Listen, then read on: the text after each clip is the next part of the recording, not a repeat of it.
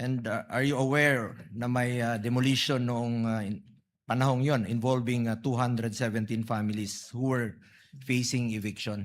Tama po, ang pagkakaalam ko po, si Sheriff Abe ay dala-dala ang isang legal and valid order of demolition at gusto niyang ipatupad po yung demolition bilang pagganap po sa kanyang tungkulin po.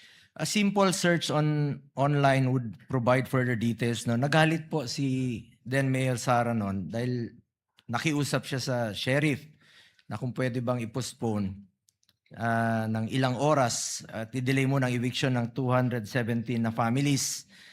At naalala ko noon na meron pong pulisiya si former Mayor Rodrigo Duterte na ayaw niya pong magpaalis ng mga informal settlers pag walang malapitan, walang malipatan po yung mga illegal settlers. Kawawa naman po itong mga to na minadali silang paalisin.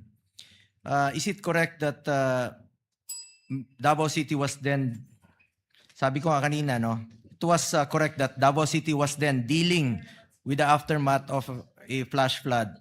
At that then Mayor Sara Duterte had come from attending to affected residents before proceed. Alam niyo ba ito? Well, I was informed po kanina nung sinasabi yan. Alam niyo bang 31 po yung namatay nung panahon yon? Yun po, nalaman ko po kanina. Actually, nandun po ako nung nangyari po yung insidente.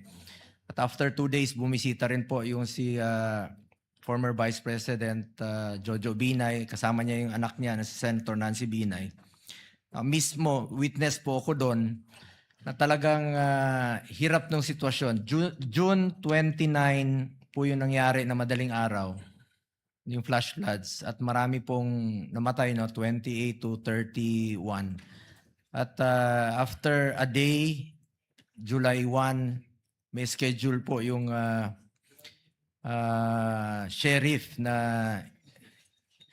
paalisin yung mga informal settlers na wala pang malilipatan. Ang maalala ko lang po na nakiusap si then Mayor Sara na kung pwedeng ipagpaliban muna ng ilang oras o araw yung pag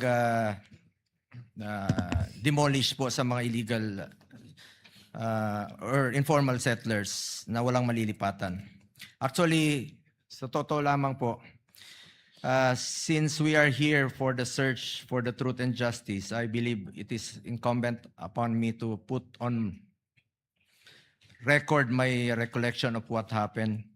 Yun po yung maalala ko. Sabi ko nga na may pulisiya po yung syudad noon na kung walang malilipatan yung mga informal settlers, ay wag munang paalisin. Kawawa po yung mga kababayan nating mahirap na wala pong malilipatan. Yun po ang konteksto ng nangyari.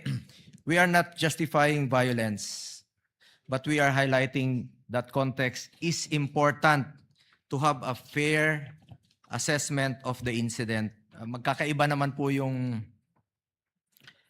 nangyari nung 2011 sa mga pangyayaring iniimbestigahan nyo po dito. In fact, not just this incident, in our search for the truth, importante alamin natin ang dahilan at konteksto ng mga pangyayari upang maging patas, objective at makatarungan ang ating pagsusuri. Yun lamang po. Ubus na yung oras ko. Last 2 minutes na po. Thank you, Thank you, Mr. Senator Judge. President.